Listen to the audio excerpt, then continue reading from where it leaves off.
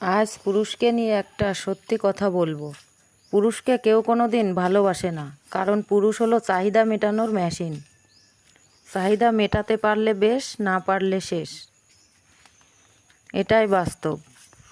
বিবাহিত নারীদের উদ্দেশ্যে কিছু কথা বলবো, দয়া করে ভিডিওটি না টেনে সম্পূর্ণ দেখবেন, তাহলে কিছু শিখতে পারবেন। রাগ করে বা অভিমান করে যদি কোনো নারী বলে, আমি কোনোদিন তোমার সংসারে এসে শান্তি পাইনি, আমি নারী বলে তোমার সংসার করছি, অন্য নারী হলে কখনোই তোমার সংসার করতো না, আর এরকম নিম খারাপি কথা কোনো নারী যদি তার স্বামীকে বলে, রাসূল সাল্লাল্লাহু আলাইহি সাল্লাম বলেছেন, ওই নারী জান্নাতে যাওয়া তো দূরের কথা, জান্নাতে সুঘ্রাণও পাবে না।